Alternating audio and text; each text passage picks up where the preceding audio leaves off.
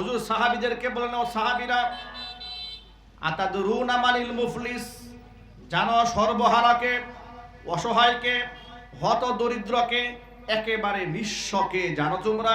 সাহাবায়ে কেরাম বললেন, যার টাকা পয়সা নাই সে নিঃস্ব। হুজুর বললেন, না, যার টাকা পয়সা নাই সে নিঃস্ব নয়। তো নিঃস্ব কোন ব্যক্তি? শোনো, নিঃস্ব হলো ওই ব্যক্তি যেই ব্যক্তি কিয়ামতের দিন ইয়াতি ইয়াউমাল কিয়ামাতি বিসসালাতি ওয়াজ যাকাতি ওয়াস সিয়ামি ওয়াল হজ্জি, কিয়ামতের দিন অসংখ্য নামাজের সওয়াব নিয়ে আল্লাহর দরবারে হাজির হবে, রোজার সওয়াব নিয়ে হাজির হবে, যাকাতের সওয়াব নিয়ে হাজির হবে, হজের সওয়াব নিয়ে হাজির হবে। সওয়াবের পাহাড় নিয়ে দাঁড়িয়ে যাওয়ার পর অসংখ্য লোকেরা তার বিরুদ্ধে আল্লাহর দরবারে নালিশ দিবে, রব্বুল আলামিন এই লোকটা জমিনে আমাদের অধিকার নষ্ট করেছিল। কেউ তো বলবে ক্ষমতার দাপট দেখিয়ে সে আমার জমি দখল করেছিল, কেউ বলবে যে সে সরকারি অফিসার ছিল, আমি আমার বৈধ ফাইল তার কাছে সাবমিট করেছিলাম, কিন্তু 50,000 টাকা ঘুষ না নিয়ে সে আমার ফাইলটা ছাড়ে নাই। এরকম আল্লাহর ওলি অফিসার নাই দেশে? কথা বলে না, নাই? আছে। এমন নেতার কাছে গিয়েছিলাম একটা বিবাদ মীমাংসা করার জন্য, আমার জমি অন্যরা দখল করে নিয়েছে। নেতার কাছে যাওয়ার পর নেতা আমাকে কন্ডিশন দিয়েছে, বিচার করে দেব, 2 লাখ টাকা আমাকে দিতে হবে। না এরকম নেতা দেশে? মেম্বার সাহেব বিচারে বসেছে, তাকে অগ্রিম 5,000 টাকা অ্যাডভান্স দিতে হবে। এমনকি রাস্তাঘাটে অসংখ্য লোকেরা লেবু বিক্রি করতে বসেছে, তার কাছ থেকে চাঁদা নিয়েছে, ঘুষ নিয়েছে, সুদ নিয়েছে। এরকম কাজ যারা করেছে, এই যে মানুষের অধিকার নষ্ট করেছে, এই সমস্ত অধিকার বঞ্চিত মানুষগুলো হাসরের মাঠে আল্লাহর আদালতে এই নামাজের বিরুদ্ধে নালিশ দেবে। এই হাজী সাহেবের বিরুদ্ধে আল্লাহর আদালতে বিচার দেবে। রব্বুল আলামিন জমিনে পেশি শক্তির কারণে তার কাছ থেকে আমি জমি উদ্ধার করতে পারি নাই, সে অধিকার নষ্ট করেছে। আল্লাহ পাক বলবেন, ও হাজী সাহেব, ও নামাজি সাহেব, ও রোজাদার বান্দা, এবার যে সমস্ত ব্যক্তিদের অধিকার নষ্ট করেছিল, হক নষ্ট করেছিল, তাদের অধিকারগুলো আদায় করো, তাদের সেই পাওনাগুলো মিটায় দাও। সে ব্যক্তি বলবে, রব্বুল আলামিন পাওনা কি দিয়ে মেটাবো? আমার কাছে জমি জমা নাই, এখন আমার কাছে টাকা পয়সা নাই, কি দিয়ে ঋণ পরিশোধ করবো? আল্লাহ পাক বলবেন, আছে কি? বলে আমল নামায় কিছু সওয়াব আছে, সওয়াবগুলো বন্টন করো। তখন নিজের কষ্টার্জিত ইবাদত সওয়াব, যা সে অনেক কষ্টের বিনিময়ে অর্জন করেছিল, নামাজের সওয়াব, রোজার সওয়াব, হজের সওয়াব, যাকাতের সওয়াব, এগুলো বন্টন শুরু হবে। বন্টন করতে করতে করতে করতে এক পর্যায়ে এমন হবে যে আমল নামা শূন্য হয়ে যাবে। কিন্তু পাওনাদার এখনো শেষ হয় নাই, কারণ সে দুনিয়াতে এত বড় জালেম ছিল, এখনো কিছু পাওনাদার বাকি আছে। পাওনাদার দাঁড়িয়ে বলবে, রব্বুল আলামিন তার কাছে তো আমার আরো অনেক পাওনা আছে।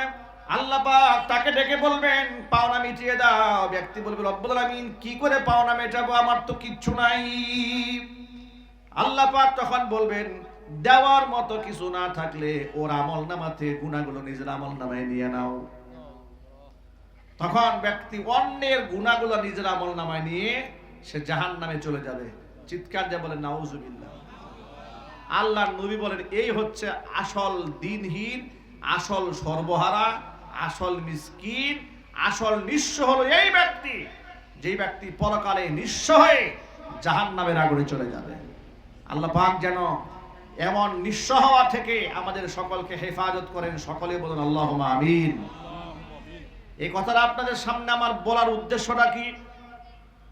আমার বলার মূল মাকসাদ হলো, এই যে আজকে যে ঝাঁকুনিটা তৈরি হলো, জীবনের শেষ ঝাঁকুনি তো হতে পারতো এটা, কারণ কাউকে তো আল্লাহ পাক সময় দিবেন না। যখন সময় চলে আসবে কাউকে সময় দেওয়া হবে না। কিয়ামতের দিন অসংখ্য সম্পদশালী ব্যক্তিরা আল্লাহকে ডেকে বলবেন, রব্বুল আলামিন লাউলা আখরতানি ইলা আজালিন কারীবিন ফাআসাদ্দাকা ওয়া আকুম মিনাস সালিহিন। লাউলা আখরতানি ইলা আজালিন কারীব, আমাদেরকে সামান্য সময় যদি আল্লাহ তুমি দিতে, কত টাকা পয়সা সুইস ব্যাংকে জমা রেখেছে, বাংলাদেশ ব্যাংকে জমা রেখেছে, পুবাইল ব্যাংকে আছে, পুবালি ব্যাংকে আছে, সোনালী ব্যাংকে আছে, রূপালী ব্যাংকে আছে, ইসলামী ব্যাংকে আছে, কত টাকা রেখে এসেছি আল্লাহ। একটুখানি সময় দাও, দেখবে ফাআসসাদাকা, তুমি আগে পাঠায় দেখো না, সব তোমার রাস্তা দান করে দেব। ওয়া আকুম মিনাস সালিহিন, আমি আর খারাপ মানুষের দলে থাকবো না, ভালো মানুষের কাতারে এসে শামিল হব। বন্ধুগণ, আপনারাই বলুন, এই সুযোগ কি আমরা আর কেউ পাবো? যদি বলতে হবে পাবো না, এই সুযোগটা আমরা পাবো না। এই সুযোগ আমাদেরকে আল্লাহর পক্ষ থেকে আর দেওয়া হবে না।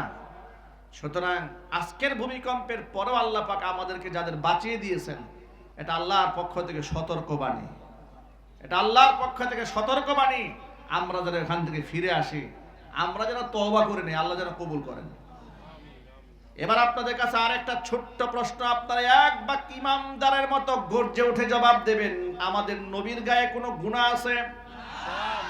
সগীরা গুনাহ, কাবীরা গুনাহ, জাহিরি গুনাহ, বাতিনি গুনাহ, ইচ্ছায় গুনাহ, অনিচ্ছায় গুনাহ? নবীরা বেগুনাহ, মাসুম। শুধু আমাদের নবী নয়, আমাদের নবী থেকে শুরু করে হযরতে আদম আলাইহিস সালাতু ওয়াসসালাম পর্যন্ত যত নবী রাসূল আল্লাহ পাক জমিনে পাঠিয়েছেন, পৃথিবীর কোন নবীদের কোনো গুনাহ নাই, তারা সব বেগুনাহ, মাসুম। চিৎকার দেখুন আল্লাহু আকবার। কয়েকদিন আগে দেখলাম এক আলোচক ওয়াজের মঞ্চে বয়ান করে বলছে যে পৃথিবীর নবীদেরকে দিয়ে আল্লাহ কিছু কিছু গুনাহ করাইছেন, যাতে করে এই জমিনের মানুষেরা নবীদেরকে আল্লাহ মনে না করে। নাউজুবিল্লাহি মিন যালিক। এটা কোনো উদাহরণ হলো? এটা কোনো কথা হলো যে নবীরা মানুষ? এ কথা প্রমাণ করার জন্য নাকি নবীদেরকে দিয়ে আল্লাহ গুনাহ করিয়েছেন। নাউজুবিল্লাহ পড়েন। এটা কি ভালো আকীদা না বদ আকীদা? বদ আকীদা। নবীদেরকে মানুষ প্রমাণ করার জন্য গুনাহ করাতে হবে কেন ভাই? নবীরা যে মানুষের মতো চলাফেরা করেছেন, মাতৃগর্ভ থেকে দুনিয়াতে এসেছেন, বিবাহ শাদী করেছেন, খাবার খেয়েছেন, রক্তে মাংসে করা আবেগ আপ্লুত হয়েছেন, রক্তাক্ত হয়েছেন, ক্ষতবিক্ষত হয়েছেন, দেশ ছাড়া হয়েছেন, সন্তানের বাবা হয়েছেন, এত কিছু দেখেও কি তাদের মানুষ মনে হয় নাই? তাদের কি গুনাহ করে মানুষ প্রমাণ করতে হবে? নাউজুবিল্লাহ পড়েন। নবীদের সমালোচনা করা হারাম, সাহাবায়ে কেরামের সমালোচনা করাও হারাম। অথচ কিছু লোকেরা অবলীলায় নবীদের সমালোচনা করে। সাহাবায়ে কেরামের ব্যাপারে বলেন যে সাহাবায়ে কেরামদেরকে আমরা সত্যের মাপকাঠি মানি না, কারণ সাহাবীরা জিনা করছেন। আমার প্রশ্ন হচ্ছে, সাহাবায়ে কেরামদেরকে আপনি সত্যের মাপকাঠি না মানলে তো আপনার ঈমানটাই থাকবে না। কারণ সাহাবীদেরকে ঈমানের মানদণ্ড, আমলের মানদণ্ড তো হুজুররা বানায় নাই, স্বয়ং আল্লাহ পাক বানিয়েছেন। সূরা বাকারার মধ্যে আল্লাহ পাক জানিয়ে দিয়েছেন, ওয়া ইযা কিলা লাহুম আমিনু কামা আমানান নাস ক্বালু আনুমিনু কামা আমানাস সুফাহা আলা ইন্নাহুম হুমুস সুফাহা ওয়ালা কিল্লা ইয়ালামুন। মদিনার ইহুদিদেরকে অথবা মুনাফিকদেরকে যখন বলা হয় ঈমান আনো, সেইভাবে যেভাবে লোকেরা ঈমান এনেছে, লোকেরা মানে আই আমানাস সাহাবা, সাহাবায়ে কেরাম যেভাবে ঈমান এনেছে সেভাবে তোমরা ঈমান আনো, তখন তারা বলতো আনুমিনু কামা আমানাস সুফাহা, এই বুকারা যেভাবে ঈমান এনেছে আমরা কি সেভাবে ঈমান আনবো নাকি? আল্লাহ পাক তাদের এই প্রশ্নের জবাব দিয়ে বলেছেন, আলা ইন্নাহুম হুমুস সুফাহা, জেনে রেখো যারা আমার নবীর সাহাবীদেরকে বোকা বলে ওরা নিজেরাই বোকা, কিন্তু ওরা নিজেরাও সেটা জানে না। ইমানদারেরা কখনো বোকা নয়, ইমানদারেরা বোকা হয়। যদি বলি ইমানদারেরা বোকা হয়। আচ্ছা, ইমানদারেরা কেমনে বোকা হলো বলেন তো? আপনি দুনিয়াতে মজ মস্তিতে বেঁচে আছেন, অল্প সময়ের তৃপ্তির জন্য আপনি পরকালকে ভুলে গেলেন। আর ইমানদার দুনিয়ার সুখ এবং স্বাচ্ছন্দ্যময় জীবনকে পরিত্যাগ করল চিরকাল সুখে থাকার জন্য। তাহলে সেই ব্যক্তি কেমনে বোকা হয় যে তার চিরদিন, চিরকাল, অনন্ত অসীম কাল সুখে থাকার জন্য দুনিয়ার সীমিত সুখকে বিসর্জন দিয়েছে? সেই ব্যক্তি বোকা। বোকা তো ওই ব্যক্তি যে ব্যক্তি সীমিত সময়ের সুখের বিনিময়ে অনন্ত অসীম কালের সুখকে বিসর্জন দিয়েছে। ঠিক কিনা? এই জন্য আল্লাহ বলছেন, না, ইমানদারেরা বোকা নয়, বোকা তো ওরা যারা আমি আল্লাহকে বিশ্বাস করে না, এরা হলো আসল বোকা। আমার এই আলোচনা অনেক লম্বা হয়ে যাবে। আমি যা বোঝাতে চেয়েছি এই আয়াত থেকে, আল্লাহ তাআলা এই আয়াতে সাহাবায়ে কেরামের ঈমানকে আমাদের ঈমানের মানদণ্ড বানিয়ে দিয়েছেন। সুবহানাল্লাহ বলবেন না? এবার আরেকটা আয়াত শোনায়। আল্লাহ পাক সাহাবীদেরকে যে এত মর্যাদা দিয়েছেন, তাকওয়ার পরীক্ষায় তারা উত্তীর্ণ হয়েছে, তাদের জন্য রয়েছে ক্ষমা এবং মস্ত বড় পুরস্কার। কোরআন শরীফে সূরা হুজুরাতে আল্লাহ পাক বলেছেন, উলাইকাল্লাযীনা ইমতাহানাল্লাহু কুলুবাহুম লিত্তাকওয়া লাহুম মাগফিরাতুন ওয়া আজরুন আযীম।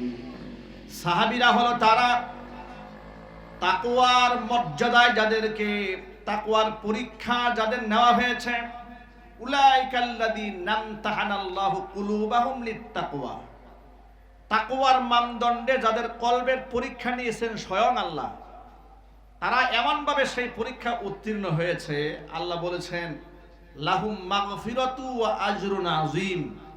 এরা পরীক্ষায় উত্তীর্ণ হওয়ার কারণে আমি আল্লাহর পক্ষ থেকে রয়েছে সাহাবীদের জন্য ক্ষমা এবং মস্ত বড় পুরস্কার।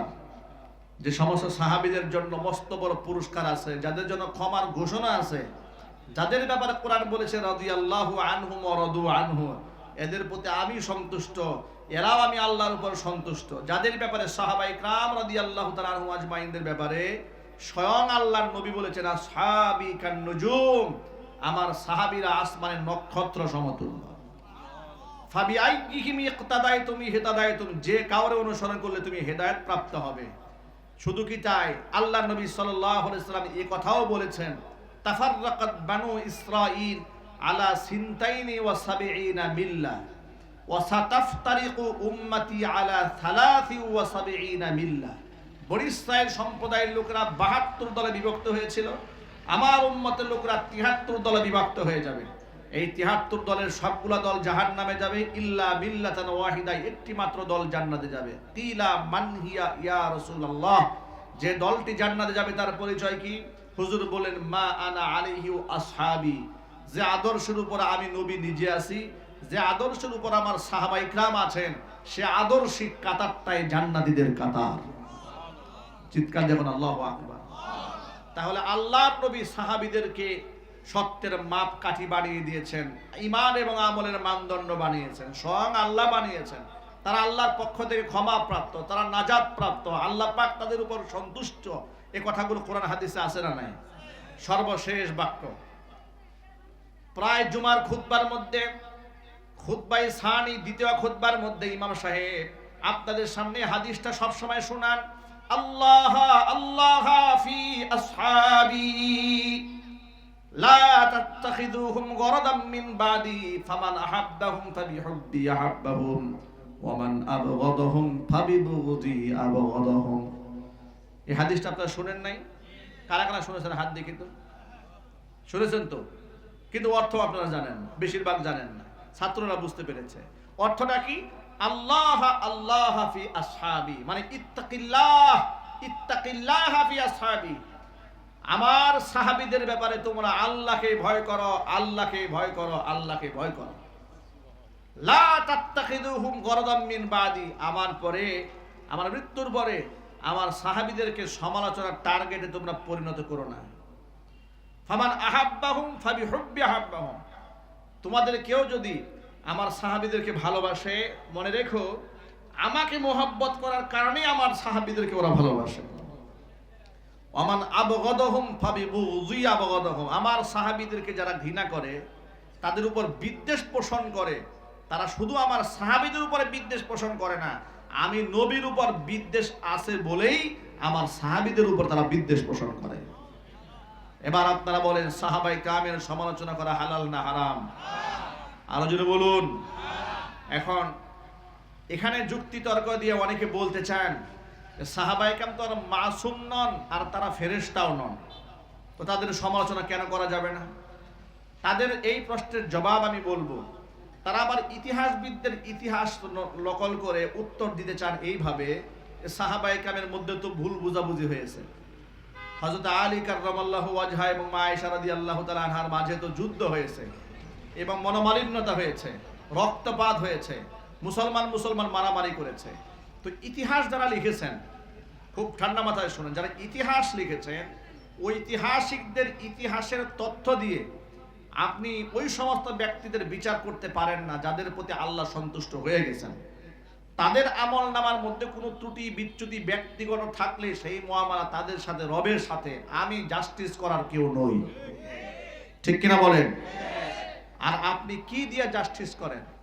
কাদের ব্যাপারে জাস্টিস করেন? বিচার আপনি কি দিয়ে করেন? ওই ঐতিহাসিকদের বর্ণনা দিয়ে। এই জন্য আমি আমার এক্সাম্পল দিয়ে সবসময় কথাটা অনেক জায়গায় বলি, দেখুন সোনা কোনোদিন আপনার লাকড়ির পাল্লায় মাপা যায় না। লাকড়ির পাল্লা কি সোনা মাপা যায়? লাকড়ি ওই যে 1 মণ করে ওজন করেন, 2, 4, 5 কেজি কম বেশি হলে কোনো সমস্যা হয় না। কিন্তু সোনা যে পাল্লায় মাপা হয় সেটা আপনি 1 গ্রামও কম বেশি করতে পারবেন না, সুযোগ নাই। সাহাবায়ে কেরাম হচ্ছে সোনার চাইতেও দামি। সুতরাং তাদেরকে ঐতিহাসিকদের কথা অনুযায়ী আপনি যে মানদণ্ডে মাপবেন, ঐতিহাসিকদের বক্তব্য হচ্ছে লাকড়ি মাপার মাপকাঠি। কথা বলে ঠিক কিনা? আপনি সেখানে সোনা এবং হীরার চেয়ে মহামূল্যবান সাহাবায়ে কেরামের আমল আপনি মাপতে পারবেন না। এই অধিকার আপনাকে দেওয়া হয় নাই। এখানে আপনাকে জবানকে সংযত করতে হবে সাহাবায়ে কেরামের ব্যাপারে শব্দ উচ্চারণ করার ক্ষেত্রে। আল্লাহ পাক যেন আমাদেরকে হেফাজত করেন। কথা প্রসঙ্গে নবী এবং সাহাবীদের কথা টেনেছি। কেন কথাটা টানলাম? মূল পয়েন্টে ফিরে যান। মূল পয়েন্টটা ছিল আমাদের নবীর কোনো গুনাহ নাই, তাম পৃথিবীর কোনো নবীর কোনো গুনাহ ছিল না। অথচ আমাদের নবী সাল্লাল্লাহু আলাইহি সাল্লাম ইন্তেকালের আগে সাহাবায়ে কেরামদেরকে ডেকে ডেকে বলেছেন, ও সাহাবীরা, আমার সাথে কারো কোনো পাওনা থাকলে তোমরা সেই পাওনা মিটায় নাও। জীবনে যিনি মানুষের অধিকার হরণ করেননি, কাউকে গালমন্দ করেননি, কাউকে কষ্ট দেননি, কাউকে আঘাত করেননি, বরং তাম পৃথিবীর সমস্ত মানবতার জন্য উৎকৃষ্ট আদর্শ হিসেবে আল্লাহ পাক যাকে জমিনে প্রেরণ করেছিলেন, নবী করিম সাল্লাল্লাহু আলাইহি সাল্লাম বলেছেন, বুইসতু লিউতাম্মিমা মাকারিমাল আখলাক, চরিত্রের পূর্ণতাকে পৃথিবীর মধ্যে এস্টাবলিশ করে দেওয়ার জন্য আমি নবীকে প্রেরণ করা হয়েছে। জোরে জোরে বলেন সুবহানাল্লাহ। কেমন চরিত্র দেওয়া হয়েছে? হুজুর শুধু নিজে সবর করেছেন তা নয়, হামজা রাদিয়াল্লাহু তাআলা আনহু ইসলাম ধর্ম গ্রহণ করার আগে শুনতে পেলেন আবু জেহেল মুহাম্মদ সাল্লাল্লাহু আলাইহি ওয়াসাল্লামকে শারীরিকভাবে কষ্ট দিয়েছে। সংবাদ শোনার পরে হযরতে হামজা আবু জাহালের বাড়ি চলে গেছে দৌড়িয়ে। আবু জেহেলকে গিয়ে সবার সামনে ইচ্ছামতো পিটিয়েছে, মেরে রক্তাক্ত করে হুজুরের সামনে এসে বলছে, মুহাম্মদ, আপনাকে যে আবু জেহেল মেরেছিল তাকে আমি পিটায় রক্তাক্ত করে দিয়ে এসেছি। নবীজি সাল্লাল্লাহু আলাইহি ওয়াসাল্লাম বললেন, চাচাজি, কাকে পিটায় রক্তাক্ত করেছেন এটা শোনায় আপনি আমাদের খুশি করতে পারবেন না। আমি খুশি হই এটা কি আপনি চান? হামজা বলেন, অবশ্য আমি চাই যে আপনি খুশি হন। আল্লাহর হাবিব বলেন, ও চাচাজি, আপনি প্রতিশোধ নিয়ে আপনি আমাকে সন্তুষ্ট করতে পারবেন না, আমার শত্রুকে মেরেও সন্তুষ্ট করতে পারবেন না। আপনি যদি আমাকে সন্তুষ্ট করতে চান, আপনার জবানে আমি তাওহীদের বাণী শুনতে চাই। আল্লাহু আকবার বলেন। তিনি তখন সামনে ঘোষণা করে দিলেন, লা ইলাহা ইল্লাল্লাহু মুহাম্মাদুর রাসূলুল্লাহ সাল্লাল্লাহু আলাইহি ওয়াসাল্লাম। আল্লাহর নবী প্রতিশোধ পরায়ণ ছিলেন না। যদি হুজুর প্রতিশোধ পরায়ণ থাকতেন তাহলে যে মক্কার লোকেরা তাকে তাড়িয়ে দিয়েছিল, মক্কার লোকেরা তাকে থাকতে দেয়নি, রাতের আধারে মক্কা থেকে তিনি নিরিবিলি একাকিত্বে মক্কা ছেড়ে চলে যেতে বাধ্য হয়েছিলেন একজন মাত্র সাথীকে সাথে নিয়ে। 10 বছর পরে যখন মক্কা বিজয় করলেন তখন মক্কার লোকদেরকে তিনি কচু কাটা করতেন। বরং তিনি কাবা ঘরের সামনে দাঁড়িয়ে মক্কাবাসীর সামনে জিজ্ঞেস করেছিলেন, ও মক্কাবাসীর লোকেরা, আজকে তোমরা আমার কাছে কি আশা করো? তখন মক্কাবাসী লোকেরা বলেছিল, একজন উত্তম ভাই এবং উত্তম ভ্রাতুষ্পুত্র তার ভাইদের সাথে, তার চাচাদের সাথে যে আচরণ করে, ও মুহাম্মদ সাল্লাল্লাহু আলাইহি সাল্লাম, আমরা আপনার কাছে সেই আচরণটাই আশা করি। নবী করিম সাল্লাল্লাহু আলাইহি সাল্লাম বলেছেন, আনতুমুত তুলাকা, তোমাদেরকে আজকে কোনো প্রকারের কন্ডিশন ছাড়া তোমাদেরকে মুক্ত করে দেওয়া হলো, আজাদ করে দেওয়া হলো। আমি আমার ভাই ইউসুফ আলাইহিস সালাতু ওয়াস সালামের ভাষায় বলি, ক্বালা লা তাসরিবা আলাইকুমুল ইয়াউম। 10 ভাই তারে কুয়ার মধ্যে ফেলে দিয়েছিল হত্যা করার জন্য। 37 বছর পরে তিনি যখন বাদশার চেয়ারে বসেছিলেন 10 ভাই সামনে এসেছিল। ধরা পড়ার পরে, প্রমাণিত হওয়ার পরে তিনি তার ভাইয়ের উপর ক্রোধ এর আক্রোশ প্রমাণ করেন নাই। তিনি বলেছিলেন লা তাসরিবা আলাইকুমুল ইয়াউম, তোমাদের প্রতি আমার কোনো অভিযোগ নাই। চিৎকারে বলেন সুবহানাল্লাহ। তাহলে সেই নবীজি সাল্লাল্লাহু আলাইহি ওয়াসাল্লাম যিনি কখনো মানুষকে আঘাত করেননি, তিনি মানুষের দ্বারে দ্বারে ঘুরে ঘুরে বলেছেন কারো কোনো পাওনা আছে থাকলে মিটায় নাও, কারো কোনো লেনাদেনা আছে পরিশোধ করে নাও। একজন বললেন হে আল্লাহর হাবিব, আপনার সাথে আমার একটা লেনাদেনা বাকি আছে, আমার একটা লেনাদেনা বাকি আছে। হুজুর বলেন কি লেনাদেনা? লেনাদেনা হচ্ছে একদিন আপনি একটা কাঠের টুকরা দিয়ে আমার পেটের মধ্যে গুতা মেরেছিলেন, প্রচন্ড ব্যথা পেয়েছিলাম আমি, আপনি তো সুযোগ দিয়েছেন আপনার সাথে মুআমালা কমপ্লিট করে নেওয়ার জন্য। বলে হ্যাঁ, তা আমি আপনার কাছ থেকে এখন তার বদলা নিতে চাই। কোরআন শরীফ আল্লাহ পাক বলেছেন ওয়াল জুরুহা কিসাস, আঘাতের বদলায় আঘাত। হুজুর বললেন তাহলে প্রতিশোধ নিয়ে নাও, আঘাত দিয়ে দাও। দুজাহানের বাদশা যখন তাকে সুযোগ দিয়েছেন, সাহাবী বলেন ইয়া রাসূলুল্লাহ প্রতিশোধ কেমনে নেব? আপনার গায়ে তো চাদর আছে, কিন্তু আপনি যখন আমাকে আঘাত করেছিলেন আমার গায়ে কোনো চাদর ছিল না। হুজুর গা থেকে চাদরটা সরাইয়ে ফেললেন। সরিয়ে ফেলা মাত্র সাহাবী হুজুরকে পেছন দিক থেকে জড়ায় ধরে, হুজুরের পিছনে খাতমে নবুয়তের একটা কবুতরের ডিমের মতো একটা চিহ্ন ছিল, নবুয়তের একটা সিল মোহর দেওয়া ছিল। আল্লাহু আকবার বলেন। তিনি ঠোঁট দিয়ে ওই জায়গার মধ্যে চুম্বন করলেন। তিনি বললেন এ আল্লাহর হাবিব, সারা জীবন শুনেছি আপনার পিঠের মধ্যে একটা নবুয়তের মোহর আছে, কিন্তু কখনো দেখার সৌভাগ্য হয় নাই। আপনি যেহেতু আমাকে সুযোগ তৈরি করে দিয়েছেন, আপনি বদলা নেওয়ার কথা বলেছেন, এই সুযোগে আপনার পবিত্র ওই খাতমে নবুয়তের মধ্যে আমি সুমা দিয়ে দিলাম। আমি খাতমে নবুয়তের যে মোহরে নবুয়ত, এই সিল মোহরের মধ্যে একটা সুমা দিয়ে দিলাম। আল্লাহু আকবার জোরে বলেন। ভাইরা আমার, এই কথা বলার আমার উদ্দেশ্য কি? উদ্দেশ্য হচ্ছে ইন্তেকালের আগে আল্লাহ নবী মানুষকে ঘুরে ঘুরে বলতেন কোনো পাওনা থাকলে মিটিয়ে নাও। আর আমরা কি পরিমাণ গাফেল এবং উদাসীন!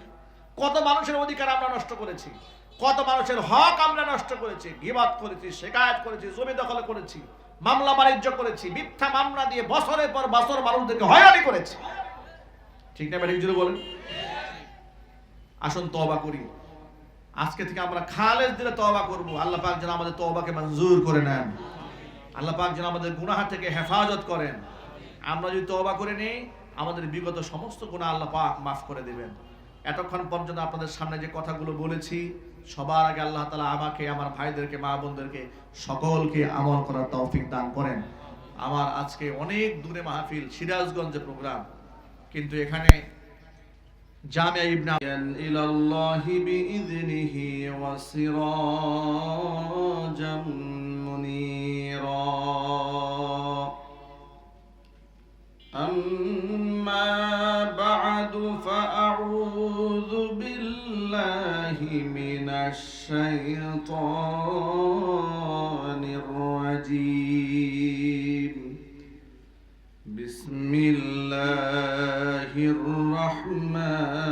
রাহমানির রাহিম।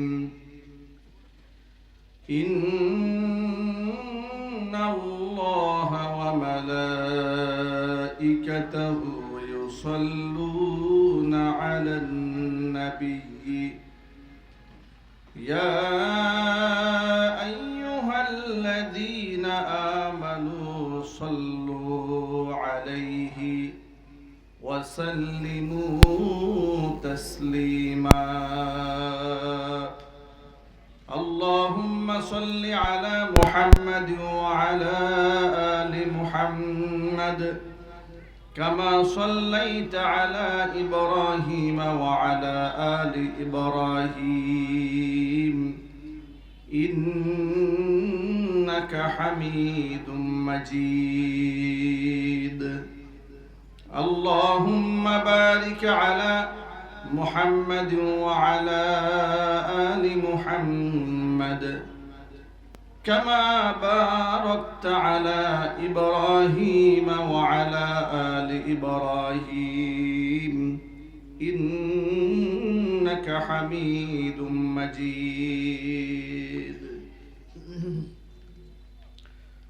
ঐতিহ্যবাহী গাজীপুর জেলার অন্তর্গত গাজীপুর মহানগরের 29 নং ওয়ার্ড সামন্তপুর জামিয়া ইবনে আব্বাস রাদিয়াল্লাহু তাআলা আনহু সামন্তপুর ফারেগিন ছাত্রদের পাগড়ি প্রদান উপলক্ষে আয়োজিত 30তম বার্ষিক ওয়াজ মাহফিলের সম্মানিত সভাপতি সাহেব আলহাজ আজিমউদ্দিন মাতাব্বর, উপদেষ্টা অত্র জামিয়া মোহতারাম সভাপতির নেক হায়াত আল্লাহ তাআলা দারাজ করেন।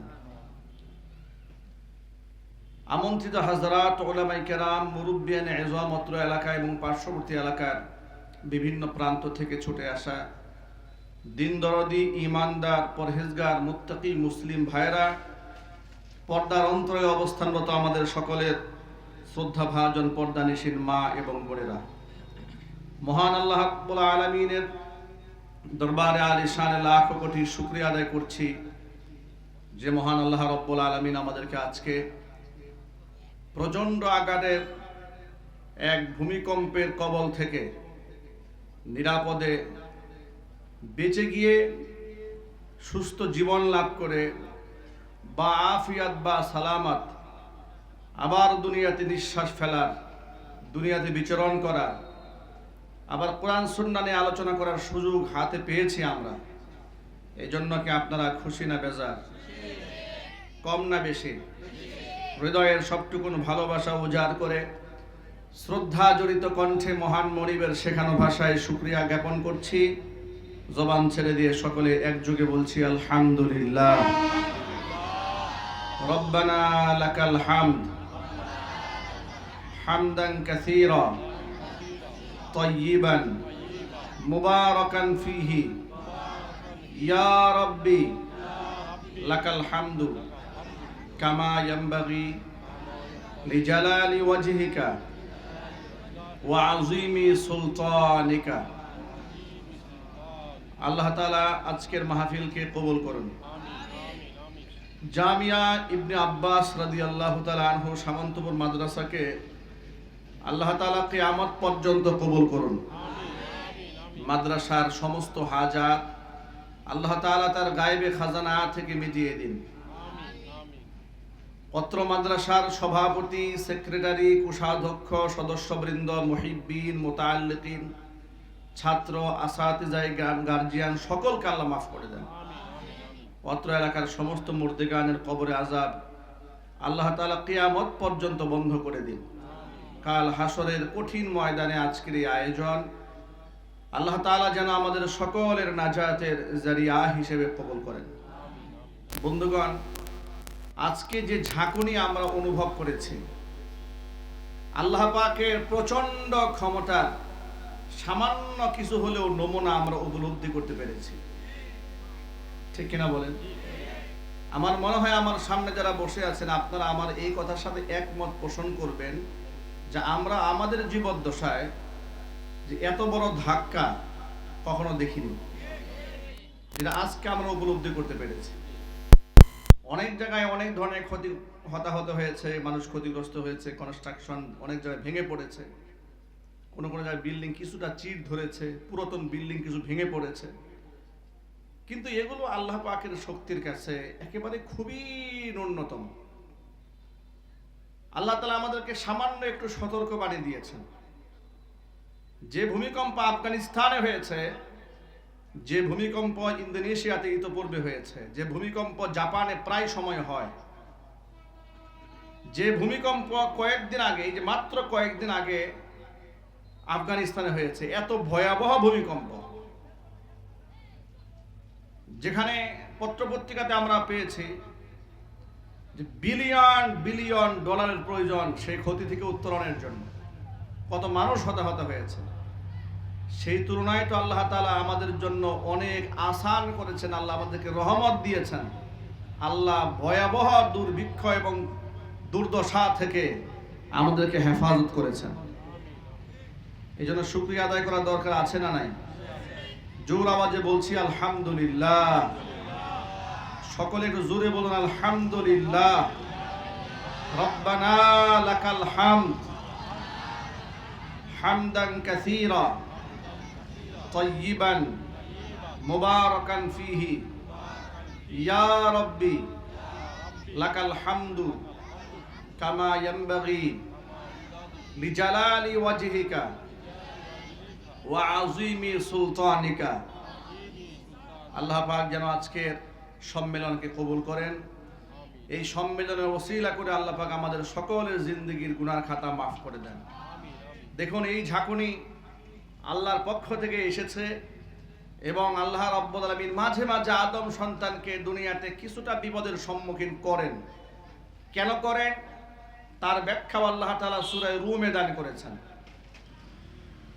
আল্লাহ পাক আপন ভাষায় বলেন, যাহারাল ফাসাদু ফিল বাররি ওয়াল বাহরি বিমা কাসাবাত আইদিন নাস লিয়ুযীকাহুম বা'দাল্লাযী আমিলু লা'আল্লাহুম ইয়ারজিউন।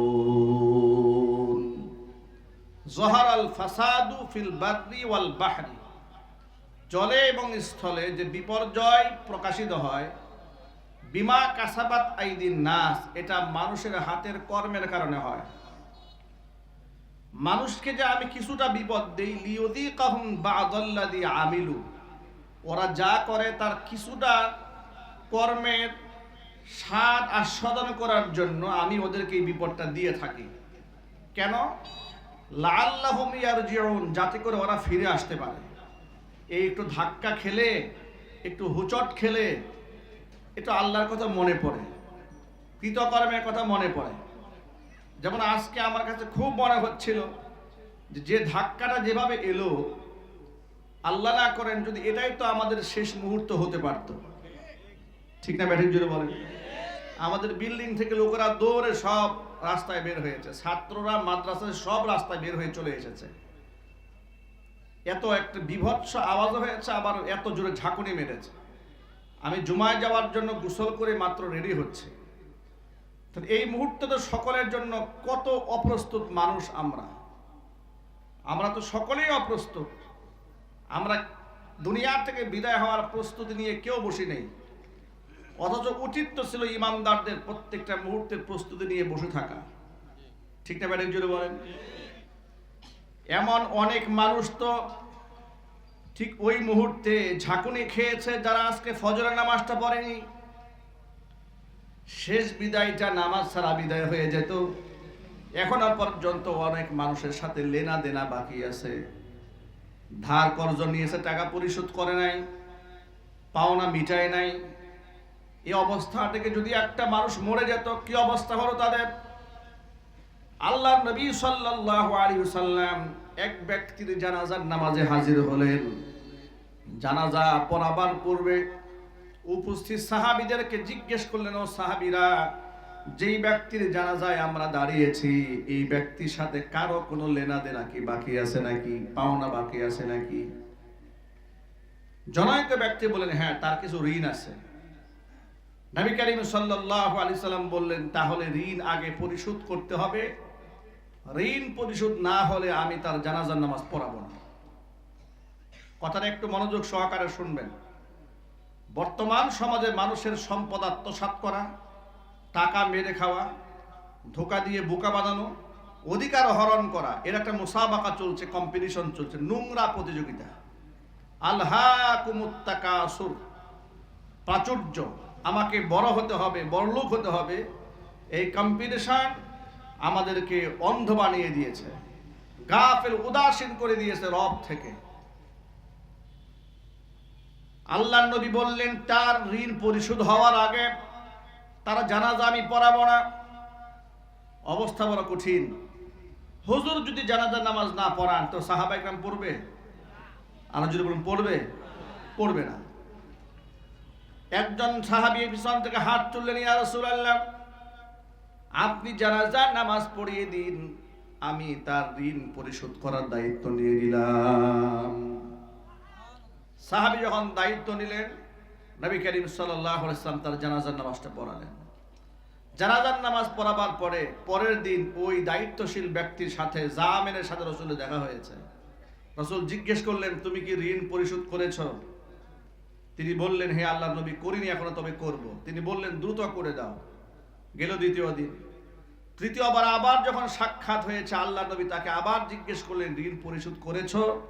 হ্যাঁ আল্লাহ নবী, করিনি, তবে করে দেব। হুজুর বললেন, তাড়াতাড়ি পরিশোধ করো।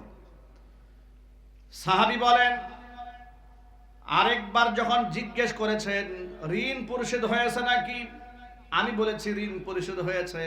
নবী করিম সাল্লাল্লাহু আলাইহি ওয়াসাল্লাম বললেন, এখন কবরে তার আত্মা শান্তি পেয়েছে। আল্লাহু আকবার বলেন। ভাবুন, কল্পনা করুন, সামান্য কয়েকটা টাকা ঋণ আছে, হুজুর বলেন ওই ঋণ পরিশোধ হওয়ার আগ পর্যন্ত আমি তার জানাজা পড়াবো না। আবার জানাজা পড়াবার পরে তিনি বারবার ইসরার করছেন ঋণ কবে পরিশোধিত হবে, বারবার তাগিদ দিচ্ছেন। সাহাবী বলছেন, আমি অবাক হয়ে গেলাম, আমি দায়িত্ব নেওয়ার পরে নবী আমাকে বারবার চাপ দিচ্ছেন ঋণ পরিশোধ করার জন্য। আল্লাহর নবী তখন বললেন, যখন ঋণ পরিশোধিত হয়ে গেল, এখন তার আত্মা কবরে শান্তি পেয়েছে। অথচ আমরা ইচ্ছাকৃতভাবে কত মানুষকে ঠকিয়ে আমরা নিজেরা বড়লোক হওয়ার চেষ্টা চালাই। আল্লাহ না করেন আজকে তো এই ধাক্কায় আমাদের শেষ বিদায়টা হয়েও যেতে পারত। ঠিক না বে ঠিক? আল্লাহ পাক আমাদেরকে সুযোগ দিয়েছেন, আমাদের শুধরায় যেতে হবে। রাহমাতুল লিল আলামিন সাহাবীদের সামনে প্রশ্ন করে বললেন, আতাদরুনা মানিল মুফলিস? তোমরা জানো সর্বহারাকে, সবচেয়ে নিঃস্ব আর অসহায়কে? সাহাবায়ে কেরাম প্রশ্নের জবাব দিয়ে বললেন, আল্লাযী লা দিনার ওয়ালা দিরহামা, যার কোনো টাকা পয়সা নাই সেই তো অসহায়। নবীজি জবাবের উত্তরে সন্তুষ্ট হতে পারলেন না। হুজুর বললেন, না, জবাব সঠিক হয় নাই, কারণ যার টাকা পয়সা নাই সেই ব্যক্তি অসহায় নয়। টাকা পয়সা ছাড়া মানুষগুলো অসহায় নয়। অন্য একটা হাদিসের মধ্যে এসেছে, আল্লাহর হাবিব বলেন, ইত্তলাতু ফিল জান্নাহ, আমি জান্নাত দেখেছি, জাহান্নাম দেখেছি।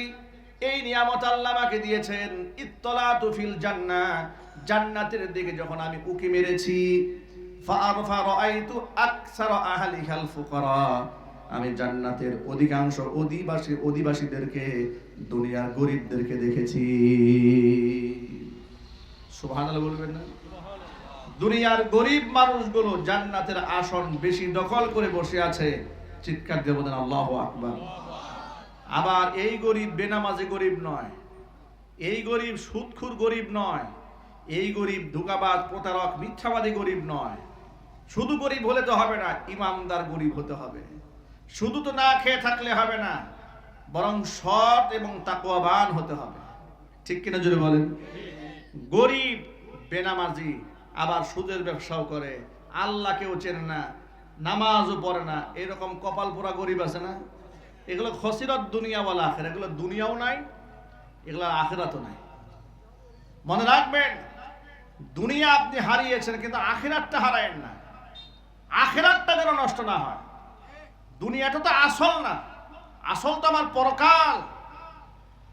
দুনিয়াতে আমি খাই আর না খাই, এই জীবনটা আমার কেটেই যাবে, আমার এই জীবন শেষ হয়ে যাবে, কিন্তু পরকালের জীবন তো আমার শেষ হবে না। পরকালের জীবন শেষ হবে। আল্লামা রুমি রহমাতুল্লাহি আলাইহি পরকালীন জীবনের একটা উদাহরণ টেনেছিলেন, যে দুনিয়ার সাথে পরকালের জীবনের উদাহরণটা কিভাবে টানা যায়। তিনি বলেছিলেন যে জমিন থেকে আসমান পর্যন্ত যে পুরো ফাঁকা জায়গাটা আছে, এই পুরো জায়গাটা যদি সরিষার দানা দিয়ে ভরে ফেলা হয়, কিসের দানা ভাই বলেন তো? সরিষার দানা দিয়ে যদি ভরে দেওয়া হয়,